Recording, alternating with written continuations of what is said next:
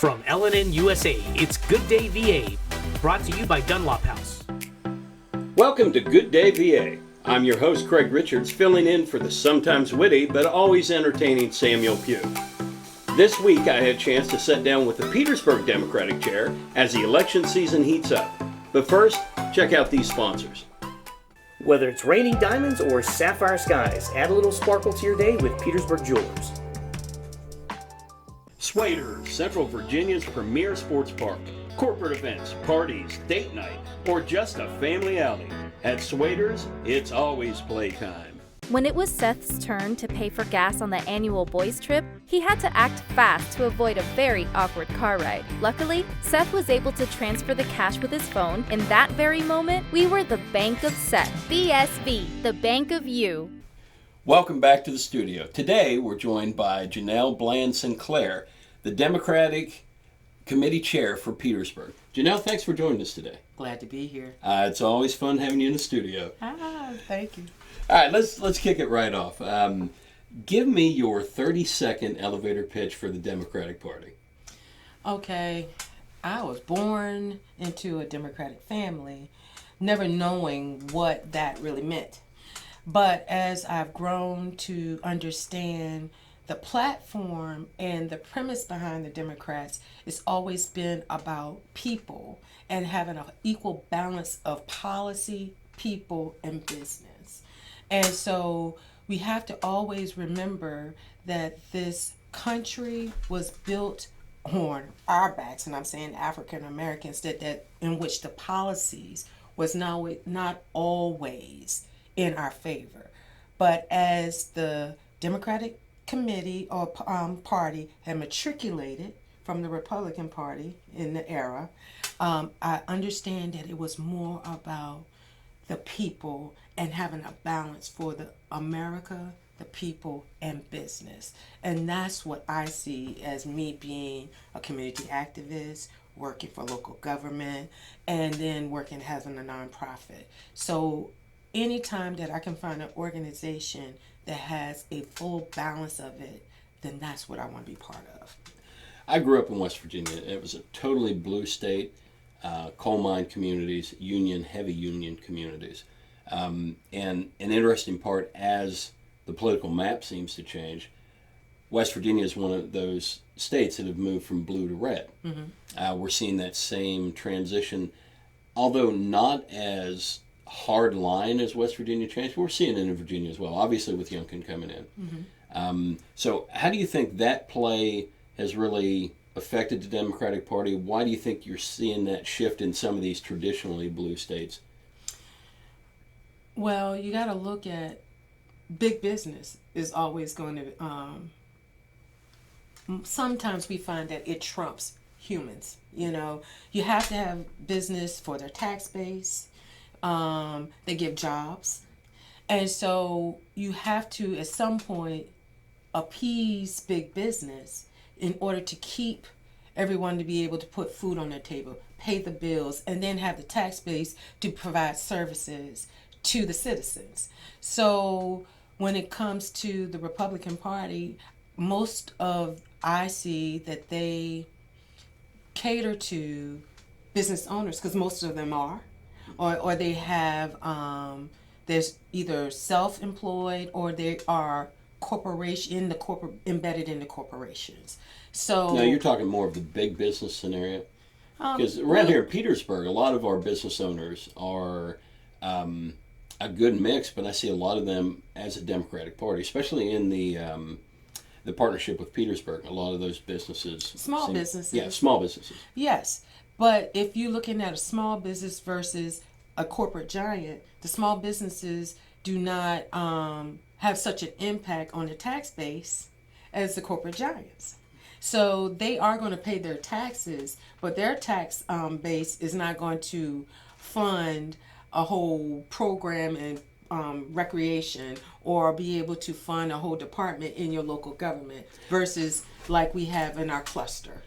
Janelle, I think part of that perception I think that we struggle with is when you add up the collective revenue of small businesses. They have a lot of firepower in the community, but it seems like they don't have the voice in the communities because of the dominance of the big businesses and those structures in general. I agree with that, but that also comes to unity. If the small business owners were to come together and realize that there is strength in numbers, their voice would be heard. But a lot of times we find that everyone is just trying to stay above board, put food on the table, take care of their children, maybe they're even taking care of their parents, because we're finding that there's more individuals taking care of parents, their children, and even their grandchildren, so that they don't have the bandwidth or the time to be able to collectively come together and say, hey, we need this, because they are so busy trying to just live day to day. And probably not the strategic plan that these larger businesses have, that politics are a big part of that. Correct. We see small business come together, but a lot of times they get trumped by the politics.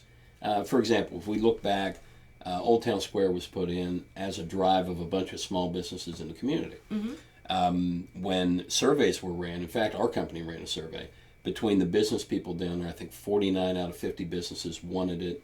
We did a public poll of the citizens. We had 86% of the citizens wanted it. And when you looked at the square, you saw black, white, young, old, just a mix of our community that was coming together and enjoying it.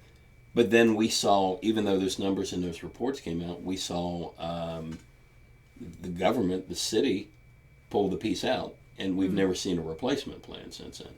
So how do you think, or how do you see the Democratic Party being able locally to get into that and try to service that business community a little bit more?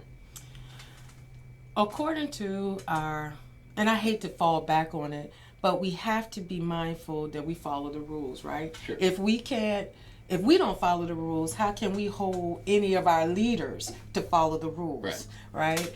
And when it comes to the Democratic Committee's bylaws, we are responsible for helping any and all Democratic nominated candidates. Unfortunately, our city council, our school board are not nominated by that process. Right. So, with that, that's a... So do you pull back a little bit in those scenarios, or just doesn't seem to have the influence because it's not party-based? That is correct. Now, the thing is, we can find ourselves in dangerous territories if we start to interfere in those races. For the races, for sure. How do you think the party itself can be more involved with the economic development in the community? One of the things that we start implementing through my leadership, I've been the chair for 2 terms now. We started putting out information. We have a website now. Now we have developed a newsletter.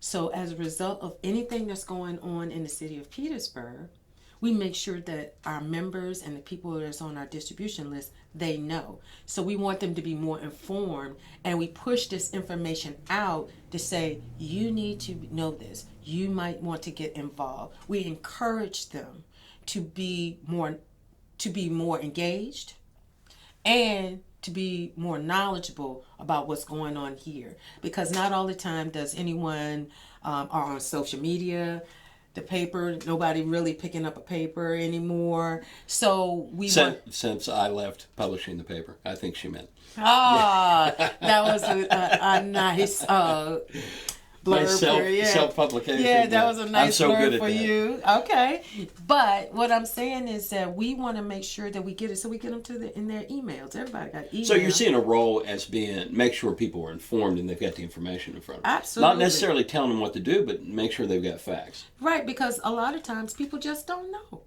Yeah, and not knowing causes a great deal of trouble as Absolutely, absolutely. So we want to step into the 21st century with website, newsletter, and so we feel like that's how we can play a role. Yeah.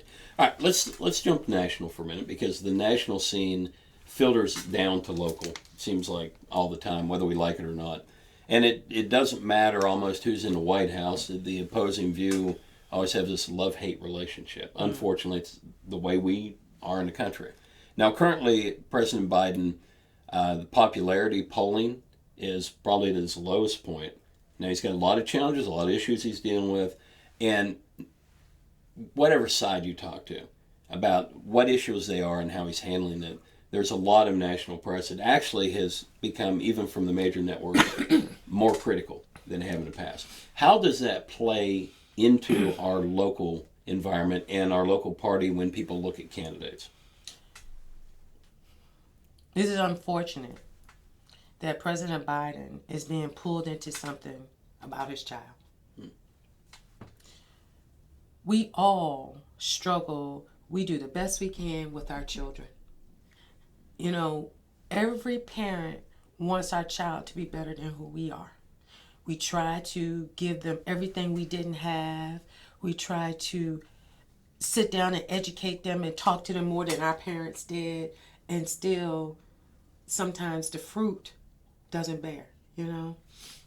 And unfortunately, our president is being criticized for the choices that his adult child made.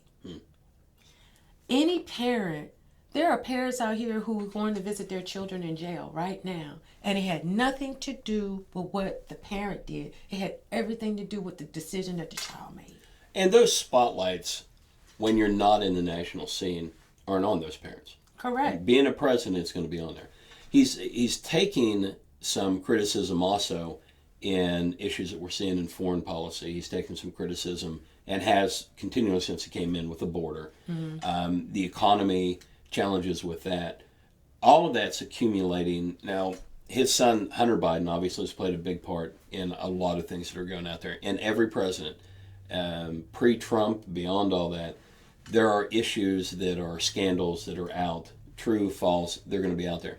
But a lot of his policies also are coming under critique. That has affected approval rating. And when you see that national scene as disapproval of Democratic leadership, because I think it's, I'm not sure what the number is. I know it's below 40, but I think it's around a 33, 34% approval rating.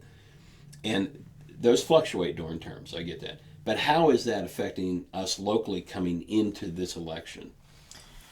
Okay. Let's try to dissect that one bit at That's a time. a couple hours on that, maybe. Let's try to dissect that, because that's, you're asking me to put a paragraph on something that might need a chapter.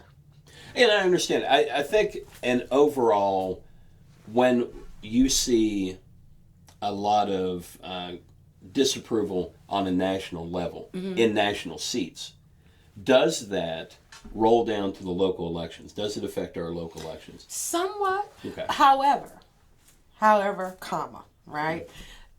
The reason why I say that is because on the local level, you have more of an opportunity to put your hand on the candidate than I'll ever have. More contact. Yeah, be able to do that with Joe Biden, right? So I could be living beside LaSharice Ayer, or I could work beside Kimberly Pope Adams, and then I can know them as an individual versus I only know Joe Biden through policies, press, and any other media outlet. I don't get to get to know him as an individual, as a person. So you're saying the intimacy of the local election can offset national disapproval. Correct. Because let's say, okay, we'll take Trump, all right? Trump is under all these investigations. He has been indicted so many times. He has tried to persuade people to give him votes and all like this. Or DeSantis with his issues with the LGBTQIA plus community. But am I supposed to label all Republicans that saying that they're crooks or they're anti-gay community? I can't say that. So why would anyone say that about us as Democrats? That's what I was looking for, is I think the fact that the entire country seems to move at the local level up. We always, a lot of times, think it's the top down. But that's not the hierarchy. People get that confused. It's always local, state, federal. The local really supposed to drive the policies of the state, the needs of the state, and the state is supposed to tell the federal government what their needs are. People forget that. And then what happens is they only vote the opposite way. They'll go out and vote for go out and vote for the president, but stay home when it comes to city council, delegate, state senator, school board. And that's where our lives are changing locally. Their decisions impact us immediately, where the decisions for the federal government trickles down. Well, when you look at our city council elections of the last run, a small majority of each ward decided who was running the ward and ultimately the collection of the city. And it's fascinating because a lot of the down ballot votes, like you said, aren't there. So when we want to complain about the city, well, only, I don't know what the polling numbers were, maybe a fourth. Yeah, was it that high? I was thinking it was around 18% that is going to go out and decide how our cities ran. And then want to come back and complain. Well, it's kind of hard to complain when you stay home. Well, I say a fourth because 7,000 will come out. We have like 24,000 that are registered voters. So that's a fourth. Yeah. Actually, better than we thought, but very anemic when you're trying to, when you live in a city and care about a city. Absolutely. We understand that most people do not care or not, no attention is brought to the issue until they hit their pockets. Right. Or their doorstep. Yeah, and by then it's usually a year past the election cycle. Correct. And by the time that turmoil settles, the next election cycle comes up and we seem to be complacent again. Correct. Yeah. All right. We're going to be back right after this, a short break. We're going to get into the 2020 election fraud and some ideas we think on how we run locally, and talk about the partnership for Petersburg. We'll be right back. Warning, these products contain nicotine. Nicotine is an addictive chemical. The Vape Guys is where you'll find hundreds of e-liquid flavors and a huge selection of hardware, disposables, hemp-based products, and smoke shop accessories. The Vape Guys make you the star with their loyalty program. Superior service, unrivaled selection, and a passion for vaping you deserve.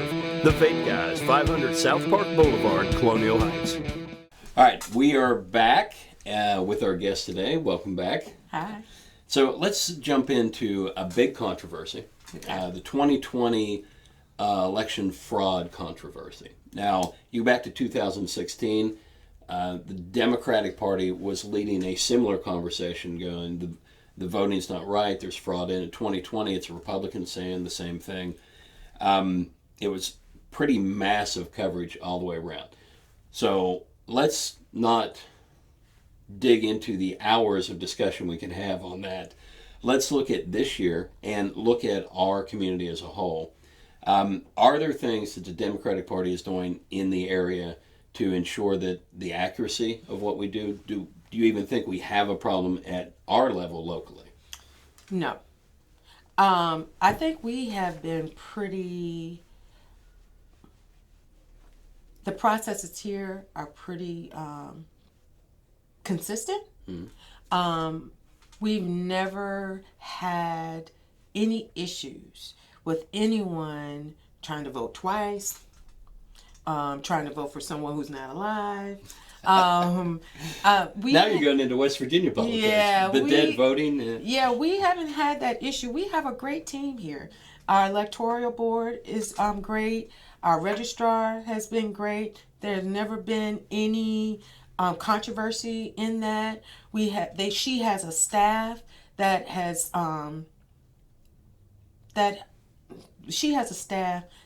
been working the polls for a substantial amount of years. So, and then they have trainings.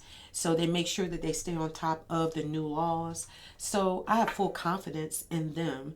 And then we as Democrats, we are located at the polls, at each poll, and we have shifts.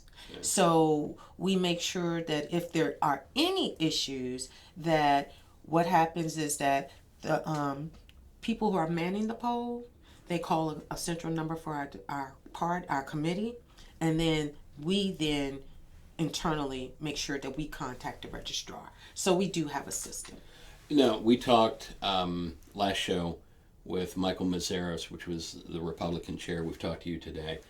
Both have highly complimented the registrar's office, and says she does a stellar job. Yes. So I think we're very blessed in the area in that as well.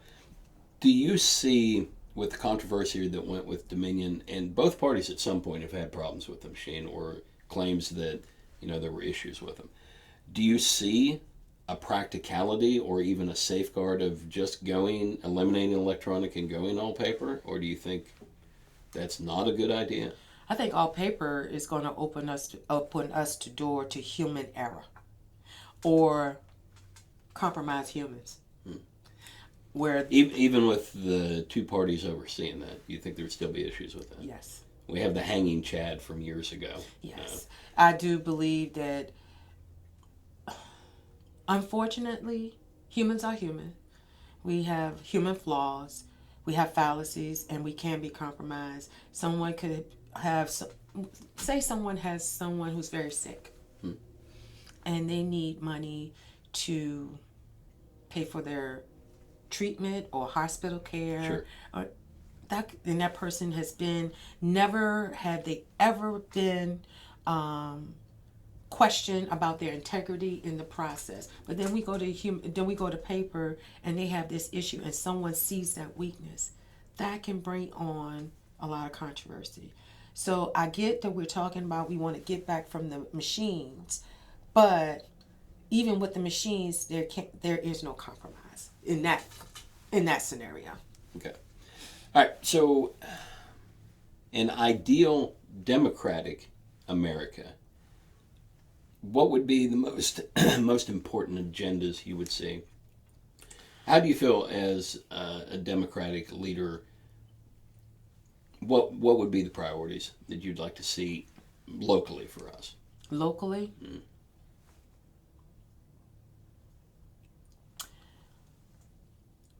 That's a hard question for me. Sure.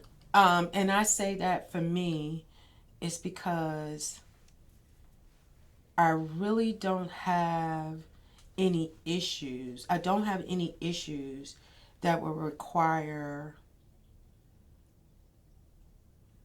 No, let me take that back. I have a granddaughter. I've been raising her since she's been 5. The reason I've been raising her since she's been 5 was due to allegations of abuse from a family member. Okay. So when she came to me, we thought that she had adjusted. She had set roots here with us, and that she was going to be able to live a long, fruitful life. Normal. Right. Okay. Yeah, because we changed the environment. We changed her whole structure. There was structure. COVID hit. Then the isolation came. We already had some challenges with her, with therapy and everything. But then when she went back to school, the students were aggressive. They lost 1.5 years of socialization. They did not know how to interact with each other. Behave in some cases. Correct. Yeah. And so with that, my granddaughter was exposed to a different environment now. She basically went back to the environment we rescued her from, which unlocked her trauma. As a result, her mental illness, we could not wrap around enough services around her to save her. So now she's been hospitalized for a minute. In my quest to try to get her treatment, as a woman who's very ingrained into the community, who know a lot of people, who has a master's degree, who works for government, I was still at a loss. I was still helpless when I felt like I should not be helpless because I did not have the answers. When she would not take her medicine and I could not make her take her medicine, I would call the police because she was now trying to attack me or she was hollering at me, and so I did not want to jeopardize myself. And I'm not down in the police, but what I'm saying is that the police are not equipped for this type of situation. Yeah. Then I had to put her back into the hospital. And I'm saying all of this to say is that the system, our policies are not equipped for some of these situations that we are seeing today with everyone's collapsing their mental health because of COVID, because of other issues, and because the systems are not ready or... So are you saying our policies are not correct, or we don't have the tools to deal with both. these? Okay. I said that's a compound of both. And in a perfect democratic world, I would want that the police would have, when I call and I say that someone is having an episode, that they would have a crisis manager with them. Yeah. In a perfect democratic world, when I send my granddaughter to the hospital because she is not medicated and it's going to take at least 48 to 72 hours for her to get back into her system so she can come back to who she was, that they don't give me her 10 days in the hospital and then they say, okay, come back. And she has not even had a plan or been taught how to consistently take her medicine. It's just going to be a revolving door that I'm going to be calling the police. She's going to be back. I'm going to be calling the police. Yes. We deal with that a lot too, is dealing with the police department here and in other municipalities. There's a lot of homeless on the street, and they do something detrimental either to themselves or someone else on the street, or threatening in some manner. And a lot of times they say all we can do is haul them away, and in 24 hours they're going to be back out. Correct. So this rolls right into one of the issues when a lot of discussions are Democratic agendas and directions are for bigger government, more programs. Republican is more business-based and smaller government. But what you're talking about is additional funds and resources we need to put out there. How do we balance the taxpayers almost seems like continually devaluing the dollar because more and more taxes are going, with still allowing people independently to be able to make money, earn, save, those kind of things? How do we get that balance to get the programs you're talking about and be able to afford them, not on the backs of every American? Tough question. Tough answer. Well, I'm not an economist. Yeah. Nor am I an expert on how to balance something like that.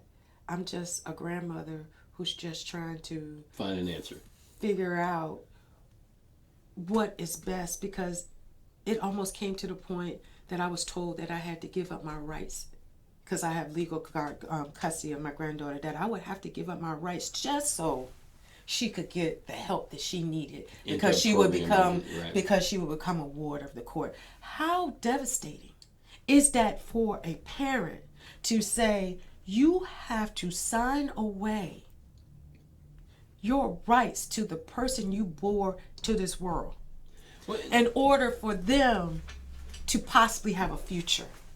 Well, Janelle, on that topic, then we have, as a nation, even locally, at every level, seem to be more polarized to the extremes. You know, we used to be a moderate country, moderate left, moderate right. We could reach across the aisle. We could strike deals with each other. But now it seems that the outliners of both parties have taken over the branding, the campaign, the bullet points. How do we get that back to where we can work together just as Americans, as opposed to, well, I'm this party, I'm that party? Because it seems like we're not going to resolve any of these problems without that. Okay, let's go back. You remember war on drugs? Mm-hmm. All right. Remember in the late 80s, the early 90s, drugs was ravaging the black communities at an all-time rate. No one cared. We were trying to figure out an answer, but no one cared. Not until it went into the suburbs.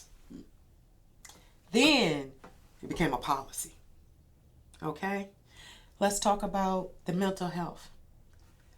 We were struggling with mental health well before COVID when they closed Central State. No one was talking about releasing individuals who did not have the capacity to take care of themselves or to take their medicine on time, bathe themselves, house themselves. Nobody was talking about that until a legislator's son was struggling with mental illness and almost hurt him. Then it became a topic. What I'm saying is, and I said all that to say, is that we as Democrats, we look at the humanness and try to merge it into policy proactively. Mm-hmm. What I see in my counterpart, my Republican Party, they do it reactively because it now hit their doorstep. Well, when we hit the war on drugs, though, there is diversity in the Democratic Party. Where did the Democratic Party fail then during the war on drugs? Because you have white and African American in the party, but you're saying that wasn't really affected until it went into the suburbs. So what could the Democratic Party have done since it was diversified? And why didn't the party as a whole concentrate on it as well? Let's be real. Who said that the Democratic Party wasn't raising their hand? It just wasn't heard until somebody else got impacted.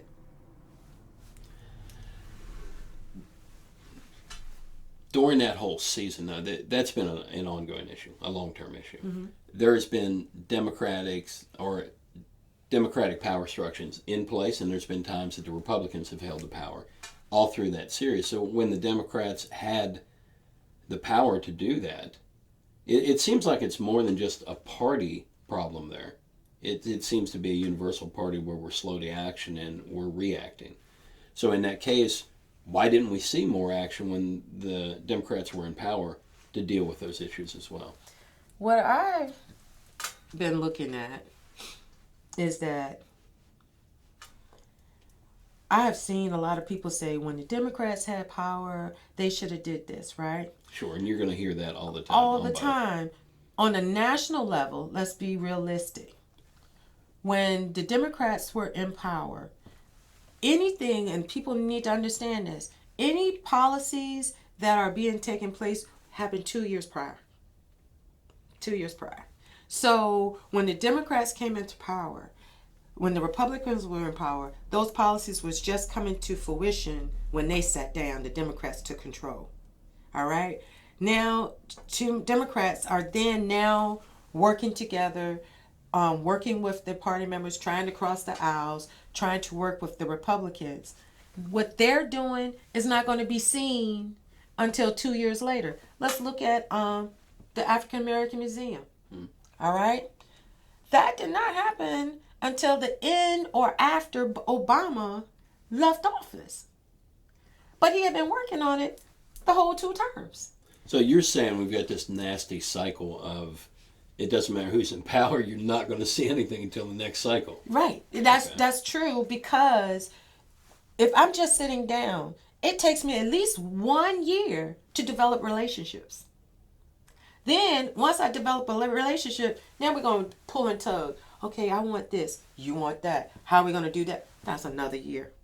Yeah. Then, no, that might be 6 months, right? Now, well, it took nearly 12 years in my marriage to get to that point. Okay, I get that. But then, once you and I agree, I have to get my party members to come on board. And I don't know what they want. So now, nothing is going to happen immediately. Let's roll that back down to what you and I care about. Let's take that even more local. Mm-hmm. Partnership for Petersburg. Mm-hmm. What do you think the motive or the purpose behind that was, that the governor in Richmond was putting so much focus on Petersburg? I mean, they could have picked any city in the Commonwealth. So what do you think prompted that? Okay. Could be a lot of things. One, we are a blue city. Everybody knows that. 2, And you don't mean sad. no, we're talking about Democrats. So then we are 80-some% African American. All right. We are in a very strategic place in the Commonwealth. Our city is right dab, smack dab with all the interstates. So we are a gem. We have a lot of rich history. To be honest, if I was a Republican, I would choose that city to. The optics alone are one key. One, and it's easy to reach. Right. It's just 20 minutes down the road. As well as if I was a Republican and I needed something to show my leadership and that I can work with leaders from across the aisle, then that would be a city that I would choose. So However, when we do something that is for the greater good of humans, we do not have to advertise it, okay? If you do something for somebody in your job, right? If you in your job, like you put a plug when you were editor and when you ran a newspaper, your numbers and your stats spoke for themselves. Sure. You did not have to get in front of this microphone and say, I, Craig Richards, I'm running the Progress Index. We do this. Your work spoke for itself. Your statistics spoke for yourself. Sure. All you had to do was slide the paper and you had to say nothing. That's all I'm saying with the Petersburg for Partnership. If the governor, has great intentions, and don't get me wrong, anything that he can do to help our city is much needed. But it does not require an entourage. It does not require, because he is the governor. He can take a whole commercial and just show all the stats of the improvement of crime, the improvement of the economic development, the improvement of this, and he has to say nothing. We've seen a lot of pluses from this partnership. Mm-hmm. We've seen finances rolling in. We've seen collective working together. But we've also seen a political posturing with it. And I'm not talking just coming out of Richmond. It seems we have a lot of events where there's a lot of people talking and a lot of show with that. Now, part of that is when you're trying to build something, you've got to get the PR out there to build that. So I'm not always opposed to that. Okay. But I do agree with the fact that self-promoting is not the piece. Mm-hmm. I don't feel necessarily that individuals like the governor or those are doing self-promotion with it, although the PR certainly doesn't hurt them. And the system overall seems to be getting spotlights on Petersburg, which helps us in a lot of issues. Because let's face it, in the Commonwealth, any city running independent has enough problems. We were bankrupt at one time as a city, or near bankrupt. Pulled out of that, had some excellent leadership, I thought, at that time. Got us to a place that we stabilized. But we seem to do that more internally when that issue was up. So I'm pretty proud of the area for doing that. It does seem a way to reach across the aisle. But also, there's a lot of talk with Governor Youngkin about next steps, aspirations. Mm-hmm. This certainly doesn't hurt in that. As far as looking, like you said, reaching across and going, okay, we can collectively work together. Mm-hmm. So whether he steps on or not, what do you see a post-Youngkin Virginia look like, and how would that affect Petersburg? Do you think it's just this administration that's driving it? Or do you think we've got enough momentum now that whoever we put in that seat in Richmond would continue that partnership?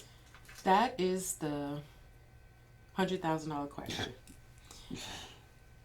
Unfortunately, with all the love that we're receiving, when Youngkin leaves, it's just like, I'll put it in a way that everybody can kind of understand. When you have been in relationship.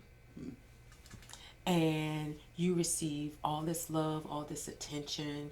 I'll say a parent, child. Sure. And you receive all this love and there's all of this attention, and you receiving all this funding, you know, all my needs are met. Everything that I like, if I need to go to school, my lunch money is there. All my needs are met. And then that parent goes away. What happens to the child? Depends on how the parenting was done. They're either prepared to stand on their own or they're abandoned. If you're young and in its infancy, no, you're not. Right. This is a young infancy relationship. When we will be abandoned, we will have abandonment issues. Yeah. Then there's trauma. And then there's all this other things that comes with it. Okay? Right. We have to look at it in a realistic way. Are we prepared for when the relationship ends? Do you think we are? I don't know. Because when the relationship, you know, even in a parent-child relationship, it takes years before the parent can leave and then Sure. the child be able to stand on their own 2 It's a feet. mentorship. Correct. Then they also give you time, like in your teens and your tweens, I'll give you a little leeway, let you see what you do. You're going to mess up. Well, I know you're going to mess up, but you're going to come back and I'll tell you how to do that. In 4 years, you can't do that. All right, well, let's dive into that. Because, okay, prior to this partnership, Petersburg has struggled with having a comprehensive strategic plan that seems to be everybody's got buy-in and we're moving forward. We've seen some pluses. We had the big talk about the casino, and then no casino.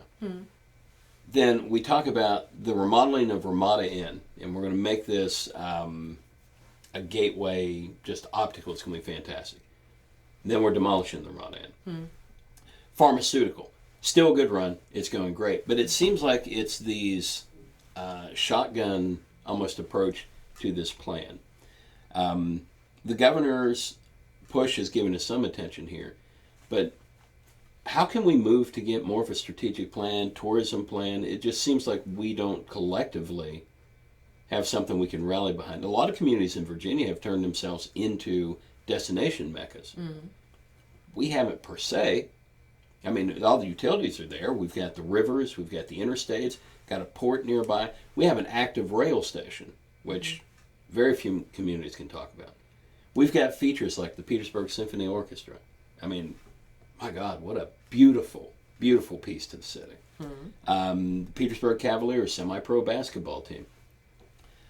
What do you think we need to do to pull that together? How do we get us to come together and, I don't know, strategically put a plan that is comprehensive? Well, again, that's not my expertise, Ah. but I'll give it a shot. Let's look at, they just hired a new planning director, Naomi. Brian Moore's economic development. They have a tourism department that's growing. Which I think they've moved under economic development, which in a way makes sense. Not sure. You might want to check.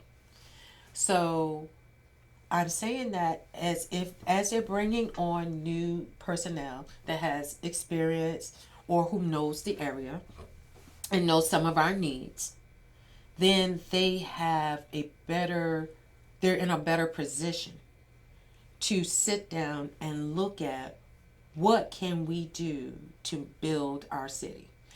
Yes, we are starting to be more inclusive, to expand our vision. We're also going to have some leadership that has a vision, you know. The cluster, that is great. I understand that they were just talking about a new, expanded some things on 460. There was some opposition, and I get the opposition with that. However, one of the things that we have to look at is that when we want expansion, some people are going to be uncomfortable. And I do not take it lightly that some of the individuals that live on 460 have some concerns, some valid concerns and valid fears about the traffic. Sure. However, this is another way of bringing in more revenue for our city, that we can start building, that we do have land to start doing industrial commercial, industrial commercial owners to come to us and say, hey, we want to do business with Petersburg. And of course, I see what you're saying is that, what can we do? They are doing some things. Do we want to have growth spurts like some of the basketball players have during the summer and it hurts all the time? Or do we want to grow gradually and ease into it where it's not so uncomfortable? I'm 5'7". I'd take a growth spurt at any time. Oh, well, yeah, okay. So I think with the acquisition of the old Settle properties, we've got some resurgence and excitement because they're now working a master plan. But for the first time, the city has some property to do a master plan with. And I do applaud their buy-in efforts where they're having these meetings and trying to get people to them and get their ideas going. So I think that's exciting for us as well.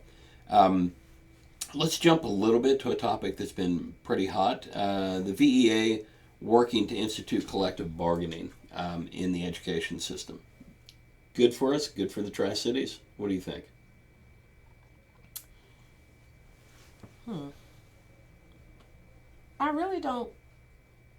I don't want to say too much because, to be honest, I have not done my research. Sure. And me trying to say something just to be saying something or to look or sound smart, and when I really don't know a whole bunch about it, that does not do any good for me. And it definitely is going to hurt me in the long run.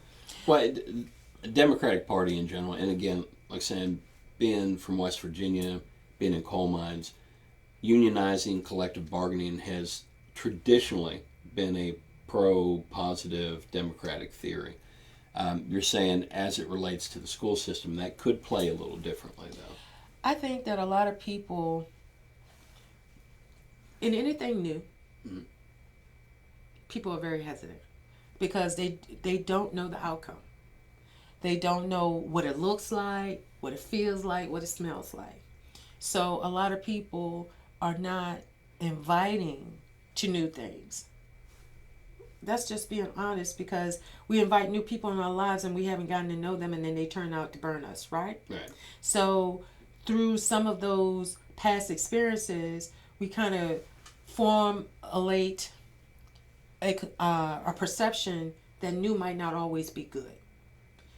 But that's when we need to sit down and do our homework. Like I need to do my homework. Just because it doesn't fall in my wheelhouse, I haven't had the opportunity to investigate or educate myself about the union. I'm not a teacher. I'm not on the school board. So it's never been something that I needed to educate myself on, because God knows I got a whole lot of things on my plate. That was just one thing that I just didn't add to the plate. Well, clearly, too, like you're saying, that particular topic is something that requires a lot of investigation and study to be able to make a call on and understand it. Understood. And you would definitely want to connect with people on both sides, who was on the school board, who was in the schools, the teachers, to find out what works and what doesn't work, to be able to say, and then in an area that's similar to yours, not just someone, just any school, but similar to yours, the population, the makeup, all of that always have to come into play.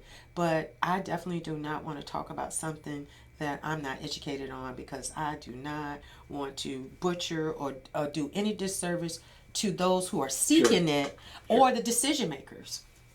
Well, one interesting point, and I'll jump to another topic here. Not too long ago, there's a little bit of power structure or power struggle inside the Democratic Party here in Petersburg.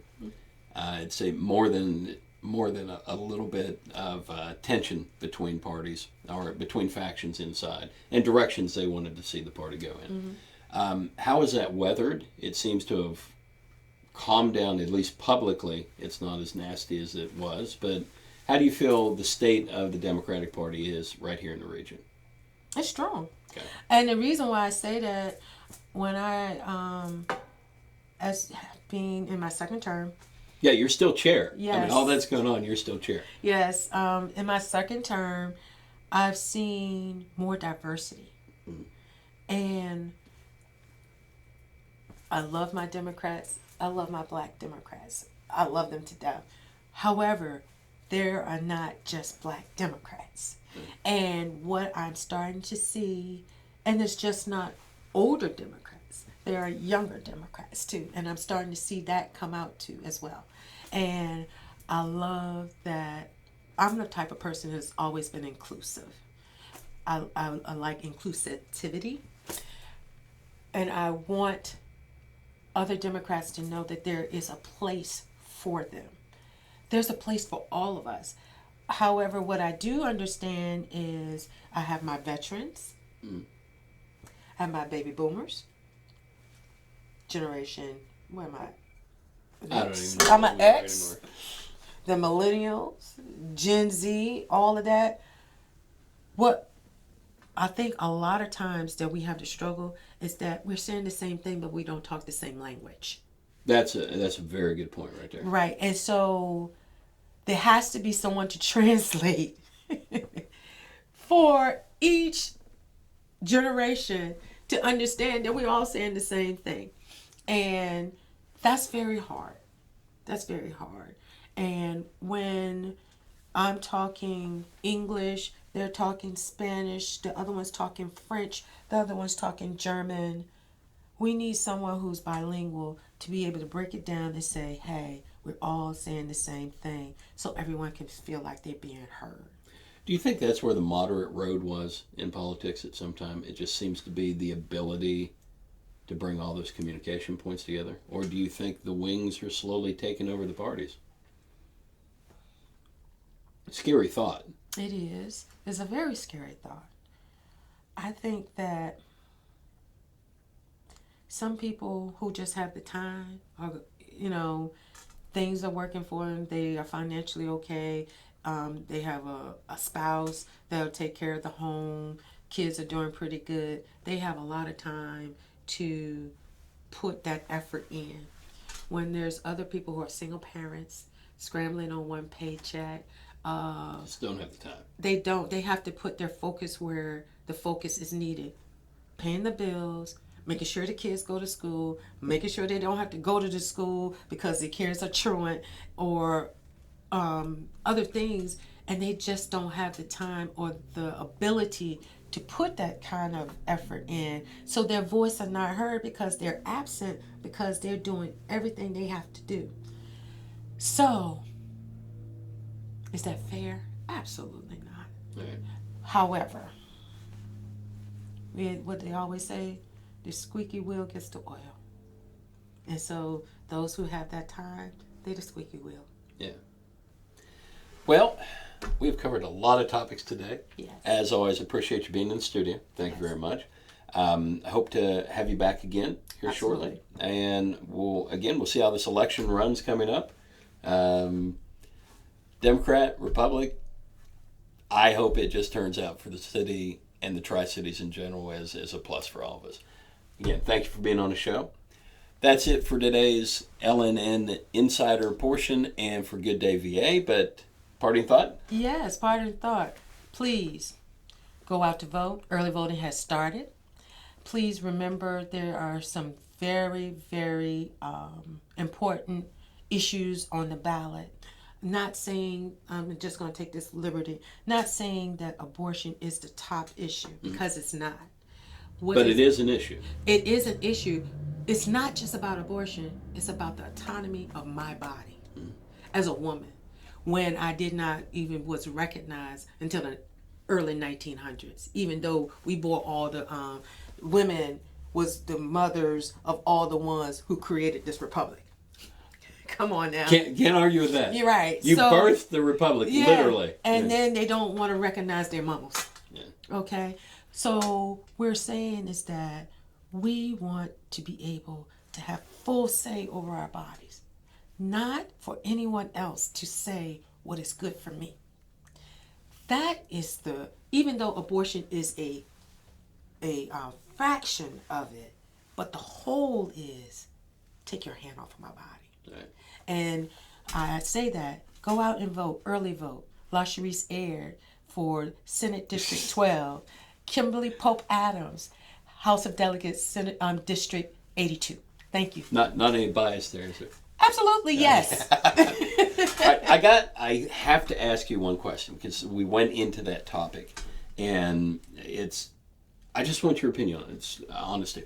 When we're talking about your body, your decision, what were your thoughts on the vaccination with that?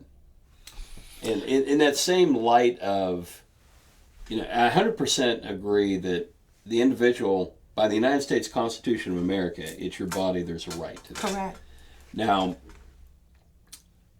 how do you feel when they came out with the mandates in that same context? Because again, a mandate to do something to your body is in that same general area. I didn't see a mandate. What I saw was a strong suggestion. So because they did talk about the herd effect, right? Mm-hmm. And I'm not going to lie, initially, I was not in favor of it. I did not feel like I should have to take this vaccination, especially because it rolled out so quick. So I don't even know. A lot of people were afraid of that. Right. Age. I don't even know what are the side effects, right? Because I remember, let's talk about that. I remember taking a birth control that had an implant, the implants in my arm, well back in the early 90s. It was a way that you would have protection for 5 years, right? No one talked about the side effects. And the side effects was I was going to get facial hair. My voice was going to be very graspy. Nobody talked about it. I was just thinking, I'm not going to have to worry about any pregnancy. And I didn't have to challenge you. Right. Sure. And I knew that that's what I wanted. This is the same thing that I thought about for this vaccination. They said, don't get pregnant while you're doing it because your baby might be malformed. I was like, oh my God, what about the young people? And thank God I'm not in that that bracket. Yes, thank you. But I was thinking about that. But then I started seeing all the people dying. And I'm talking about not nationally, I'm talking about at home. Mm-hmm. And then I have a granddaughter and I have other loved ones in my house. I don't want to leave her abandoned again. Right. So I had to think about the greater good. And I get that. And it wasn't their mandate. It was what triggered me. Yeah. So I guess the question would be, and you still had flexibility. There were repercussions if you didn't take it, and there were challenges you had. But if it was mandated, or you see a mandate come out on that, where would you stand? Because you're very strong in the belief system, my body, my right. Mm-hmm. So if a mandate came out, how would you handle that? Because again, you're talking about things that aren't scientifically proven by the test of time. So what do you think? What are your thoughts on that? I had this question posed to me too. And they said, do you quibble about the mandate of the shots that we give our babies? No, I don't. I take my babies to go get their wellness shots. Mm-hmm. What do I do to make sure that they don't have polio? I do this to make sure about their HPV. Why am I quibbling about trying to save the life of me or my grandchild? Okay. All right. Folks, with that and the recommendations of our guest on go vote. On voting options, but to vote, regardless of what's going on in the candidate, get out, voice your right, and enjoy our country and our community. That's it for this week. Thank you for joining us on Good Day VA, and we'll catch you on the next show. Breeze In and get the best lunch in town. Breeze In is a family-owned business that specializes in top-notch service and fried chicken. Come enjoy Breeze In's original finest fried chicken. Like a little spice? Ask for our Virginia Heat Chicken. We have everything from barbecue to Philly cheesesteaks on our made-to-order menu. Thirsty? Walk into our beer cave and enjoy the coldest beer in town, including a wide variety of local craft beers and wines. Enjoy a selection of local Virginia products. Come experience what puts the breeze in Breeze Inn.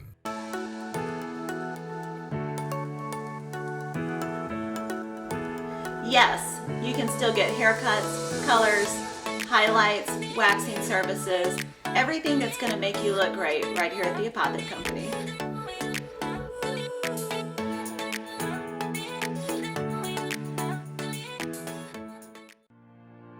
So here at Titan Auto and Tire, we're a full care automotive repair center, full maintenance items anywhere from an oil change, state inspection, and also full engine replacement.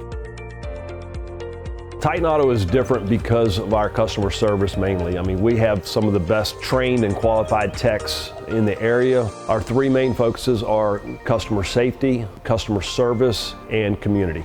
Knowing that you're going to put them first and it's not about the dollar. Thanks for joining us today. We'd like to thank our sponsors, especially Dunlop House, who make this show possible. Remember to catch this and previous shows on Facebook and YouTube. Until next show, have a good day, VA.